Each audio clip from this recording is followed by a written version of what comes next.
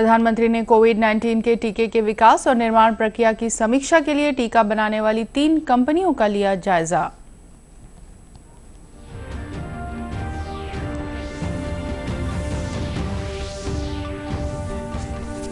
राज्य मंत्रिपरिषद ने धान और मक्का उपार्जन तथा कस्टम मिलिंग की नीति का किया अनुमोदन।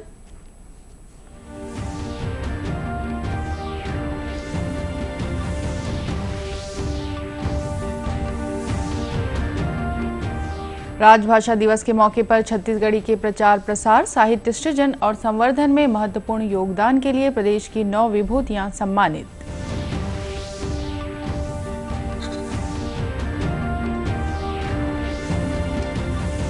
और समर्थन मूल्य पर धान खरीदी के लिए किसानों को टोकन का वितरण शुरू। अवैध धान की आवक रोकने सीमावर्ती जिलों में चौकसी तेज।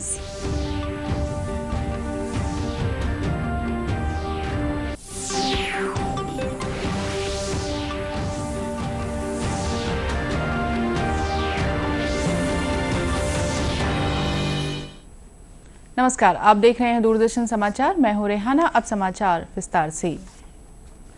प्रधानमंत्री नरेंद्र मोदी ने कोविड-19 के टीके के विकास और निर्माण प्रक्रिया की समीक्षा के लिए टीका बनाने वाली 3 शहरों की कंपनियों का जायजा लिया।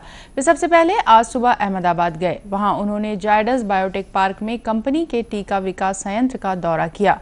प्रधानमंत्री ने कंपनी के वैज्ञानिकों के साथ बैठक की और टीका विकास की प्रक्रिया, परीक्षण और इसके समय के बारे में समीक्षा की। प्रधानमंत्री इसके बाद हैदराबाद गए। वहां उन्होंने जीनोम वैली स्थित भारत बायोटेक इंटरनेशनल लिमिटेड के वैज्ञानिकों से मुलाकात की। श्री मोदी ने वैज्ञानिकों से टीके के उत्पादन और आपूर्ति के बारे में चर्चा की। इसके बाद श्री मोदी पुणे पहुंचे। यहां उन्होंने सीरम इंस्टीट्यूट का दौरा किया और कोविड-19 के टीके के उत्पादन के बारे में जानकारी ली। गौरतलब है कि जायडस कार्डिला फार्मास्यूटिकल्स कंपनी ने अगस्त में टीके के दूसरे चरण का क्लिनिकल ट्रायल शुरू किया है। वहीं भारत बायोटेक को वैक्सीन के तीसरे चरण का परीक्षण जारी है। Serum institute of India Britain के ऑक्सफोर्ड यूनिवर्सिटी और ब्रिटिश तथा स्वीडन की फार्मास्यूटिकल कंपनी की भागीदारी से टीके का निर्माण कर रही है। देश में कोविड के संक्रमण से ठीक होने की दर 93.68% हो गई है। पिछले 24 घंटों में 41,452 रोगी संक्रमण से ठीक हुए हैं।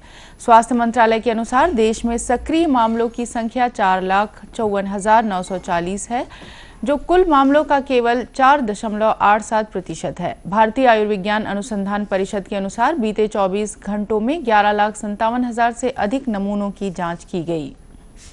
इधर प्रदेश में भी बीते 24 घंटों में 33,400 सैंपलों की जांच की गई, जिनमें से 1,879 सैंपल पॉजिटिव पाए गए। सर्वाधिक कोरोना संक्रमित रायपुर जिले से मिले। यहां 226 नए संक्रमित व्यक्तियों की पहचान की गई। वहीं कोरबा में 174, रायगढ़ में 165, बिलासपुर में 148, दुर्ग में 142, राजनांदगांव में 139, जांजगीर चांपा में 111, बालोद में 106 नए संक्रमित मिले हैं। वर्तमान में प्रदेश में 21,839 कोरोना के सक्रिय मामले हैं। शीत ऋतु के आगमन के साथ ही कोरोना के दूसरे चरण के बढ़ते प्रभाव के मद्देनजर एक बार फिर एहतियाती कदमों को लेकर जागरूकता अभियान शुरू कर दिया गया है। शासन के साथ ही जिम्मेदार अधिकारी और अन्य लोगों द्वारा अभियान में सार्थक भूमिका निभाई जा रही है। इसी कड़ी में सीमा सुरक्षा बल के अतिरिक्त महानिदेशक SL थाउसेन ने लोगों से कोरोना महामारी से निपटने के लिए सरकार की ओर से जारी सभी निर्देशों का पालन करने की अपील की। उन्होंने कहा कि संक्रमण से बचाव के लिए मास्क का उपयोग सबसे बेहतर तरीका है। सभी नागरिकों से मेरे निवेदन है कि कोविड-19 प्रोटोकॉल को पूर्ण रूप से पालन करें और 3 महत्वपूर्ण बात का ध्यान दें। सबसे पहले कि सभी को मास्क पहनना आवश्यकता है।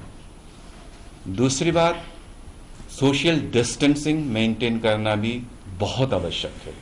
और तीसरी बात, जब भी आप किसी चीज़ को छूते हैं या फिर कोई आपका हाथ लगाते हैं या आपको लगता है कि आपके हाथ को अब ये धोना चाहिए, तो आप निश्चित रूप से जो है आप हाथ को साबुन से अच्छी तरह से धोइएगा।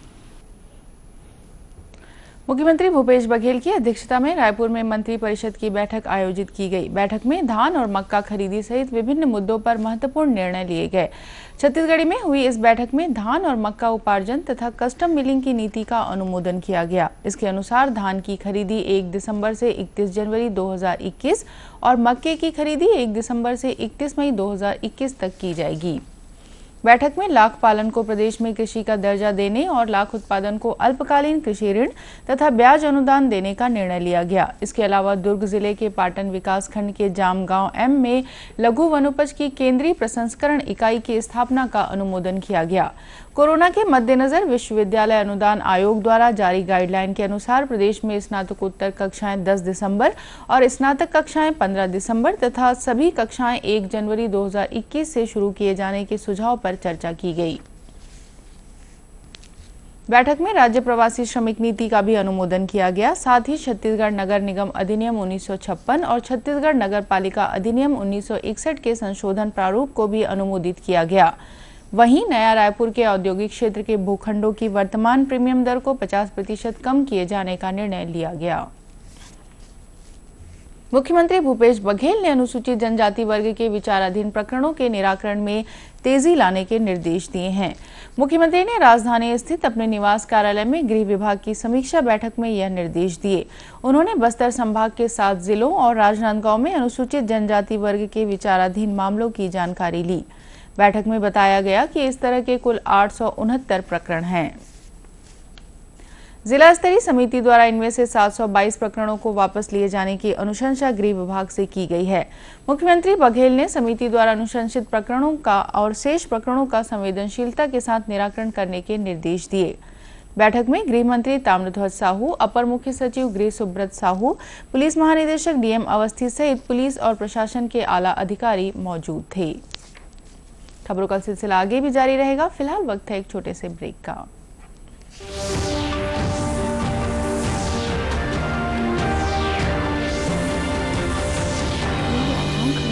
आंख में पड़ रही है direct. Come on boys, let's go practice. अरे रुक यार, मेरे बैंक अकाउंट में गलत एंट्री का प्रॉब्लम हो गया। अरे तो बैंक को कंप्लेन करना। बैंक को लिखे 1 महीना हो गया है, बट वो गुगली पे गुगली डाले जा रहा है। तो आरबीआई के बैंकिंग लोकपाल को इन्फॉर्म करो। रुक, मैं समझाता हूँ। जैसे क्रिकेट में थर्ड अंपायर, वैसे ही आरबीआई का बैंकिंग ओम्बड्समैन। आरबीआई कहता है अगर बैंक आपकी कंप्लेंट को 1 महीने में नहीं सुलझाता तो आरबीआई के बैंकिंग ओम्बड्समैन में कंप्लेंट करो। यह आरबीआई का आसान तरीका है आपकी कंप्लेंट सुलझाने का, और वो भी फ्री।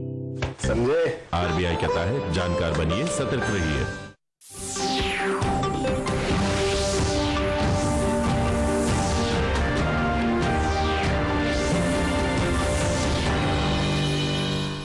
ब्रेक के बाद एक बार फिर स्वागत है आपका दूरदर्शन समाचार में। छत्तीसगढ़ी राजभाषा दिवस के मौके पर मुख्यमंत्री भूपेश बघेल ने छत्तीसगढ़ी के प्रचार प्रसार, साहित्य सृजन और संवर्धन में महत्वपूर्ण योगदान के लिए प्रदेश की 9 विभूतियों को सम्मानित किया। 8वें छत्तीसगढ़ी राजभाषा दिवस के अवसर पर मुख्यमंत्री ने नंदकिशोर शुक्ल बिलासपुर, वैभव पांडे बेमितरिया रायपुर, डॉक्टर चितरंजन कर रायपुर, डॉक्टर परदेशी राम वर्मा भिलाई, रामेश्वर वैष्णव रायपुर, संजीव तिवारी दुर्ग, डॉक्टर राजन यादव खैरागढ़, सुधा वर्मा रायपुर और देवेश तिवारी को राजभाषा में योगदान के लिए सम्मानित किया। वहीं महंत घासीदास स्मारक संग्रहालय में राजभाषा पर मुख्यमंत्री पर आयोजित गोष्ठी का मुख्यमंत्री ने अपने निवास कार्यालय से वर्चुअल शुभारंभ किया। शुभारंभ समारोह को संबोधित करते हुए मुख्यमंत्री ने कहा कि छत्तीसगढ़ी के विकास के लिए साहित्य सृजन की काफी जरूरत है। उन्होंने कहा कि प्रदेश में गोंडी, हल्बी, कुडुक और सरगुजिया में भी बच्चों को शिक्षा दी जा रही है। उन्होंने कहा कि पहले लोग छत्तीसगढ़ी बोलने में संकोच करते थे, लेकिन अब स्थितियां बदल गई हैं और लोग बेहिचक छत्तीसगढ़ी में बातचीत करते हैं। समर्थन मूल्य पर धान खरीदी के लिए किसानों को टोकन का वितरण शुरू कर दिया गया है। गौरतलब है कि आगामी 1 दिसंबर से धान की खरीदी शुरू हो जाएगी। इसके लिए पंजीकृत किसानों को टोकन दिया जा रहा है। धान खरीदी की प्रक्रिया में पारदर्शिता के लिए तमाम उपाय किए गए हैं। सीमावर्ती जिलों में चौकसी बढ़ा दी गई है। राजनांदगांव जिले में भी कल से टोकन वितरण का काम शुरू हो चुका है। खरीदी केंद्रों में बड़ी संख्या में किसान टोकन लेने के लिए पहुंच रहे हैं, जिसे देखते हुए प्रशासन ने ग्रामवार धान खरीदने का दिन निश्चित किया है। कलेक्टर टीके वर्मा ने बताया कि किसानों को ग्रामवार टोकन वितरण किया जा रहा है। वहीं अन्य प्रदेशों से आने वाले धान को रोकने 6 जगहों पर चेक पोस्ट बनाए गए हैं। जिले की सीमा पर बने इन चेक पोस्टों में कृषि, राजस्व और वन विभाग के अमले को तैनात किया गया है। उन्होंने बताया कि गाँव में कोटवारों द्वारा बाहरी धान को रोकने के लिए मुनादी भी करवाई गई है।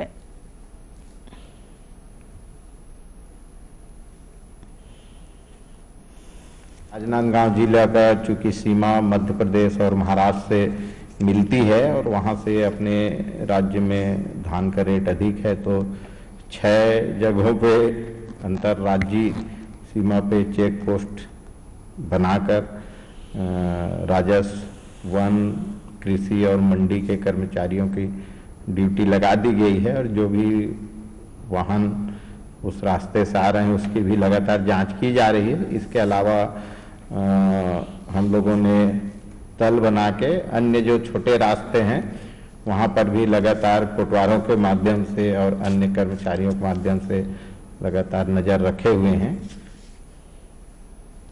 कलेक्टर ने बताया कि इस बार जिले में 139 धान खरीदी केंद्र बनाए गए हैं। केंद्र सरकार देशी गायों के संरक्षण और दुग्ध उत्पादन को बढ़ावा देने के लिए राष्ट्रीय गोकुल मिशन के तहत कार्यक्रम चला रही है। राष्ट्रीय पशु प्रजनन और डेयरी विकास कार्यक्रम द्वारा राष्ट्रीय गोकुल मिशन में देशी गायों के संरक्षण के लिए अनुदान की व्यवस्था की गई है।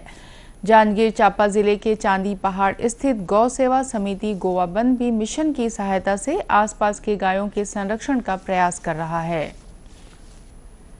समिति के संचालक रामचरण दास ने बताया कि वे बीते 30 सालों से बीमार, विकलांग और असहाय गायों की सेवा कर रहे हैं, लेकिन अब मिशन के तहत मिलने वाले आर्थिक मदद से ज्यादा गौवंशी पशुओं की देखभाल हो पा रही है। 10 लाख रुपया अनुदान साल में 4 किस्तों में, और हमें आस-पास पड़ोस के दाता धर्मात्माओं ने यहाँ सेवा करने आते हैं और देते हैं। किसी के यहाँ गऊ, विकलांग, लवारिस कोई तो यहाँ भेज देते हैं। यहाँ हमारे यहाँ क्षेत्र के हमारे डॉक्टर लोग जो हैं बहुत लग्न के साथ सेवा करते हैं, इनकी व्यवस्था करते हैं, इनका ट्रीटमेंट करते हैं। और जिला स्तर के डॉक्टर आते हैं, जैसा मौका पड़ता है समय समय में टीका लगाते हैं, समय समय में इनका इलाज करते हैं। इस प्रकार से इन गऊओं को व्यवस्था में किसी प्रकार की कमी नहीं होती। रामचरण दास ने बताया कि वर्तमान में समिति के पास 600 से अधिक पशुधन है। केंद्र के साथ ही स्थानीय स्तर पर लोगों द्वारा पशुओं की देखभाल के लिए आर्थिक और अन्य मदद मिल रही है। दूरदर्शन केंद्र रायपुर से प्रसारित होने वाले प्रादेशिक समाचार को आप YouTube पर भी देख सकते हैं। हमारे YouTube channel Chhattisgarh DD news पर प्रादेशिक समाचार उपलब्ध रहेगा। YouTube चैनल का लिंक और QR कोड आप स्क्रीन पर देख सकते हैं। अपने एंड्रॉयड फोन से QR कोड स्कैन कर आप छत्तीसगढ़ DD न्यूज लिंक पर जा सकते हैं। इसके अलावा छत्तीसगढ़ DD न्यूज फेसबुक और ट्विटर पर भी उपलब्ध है। अंत में मुख्य समाचार एक बार फिर। प्रधानमंत्री ने कोविड-19 के टीके के विकास और निर्माण प्रक्रिया की समीक्षा के लिए टीका बनाने वाली 3 कंपनियों का लिया जायजा।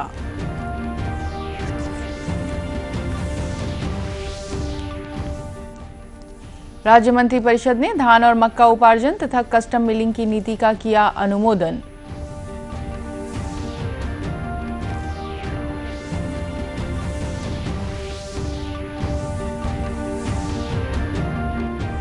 राजभाषा दिवस के मौके पर छत्तीसगढ़ी के प्रचार प्रसार, साहित्य सृजन और संवर्धन में महत्वपूर्ण योगदान के लिए प्रदेश की 9 विभूतियां सम्मानित।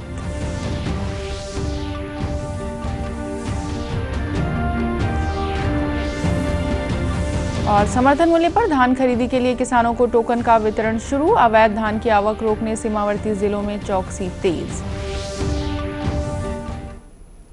कोरोना से बचाव के लिए मास्क, सैनिटाइजर के साथ ही सोशल डिस्टेंसिंग का भी पालन करें। कोरोना को हराना है, मास्क जरूर लगाना है। इसी के साथ ये समाचार बुलेटिन समाप्त हुआ। नमस्कार।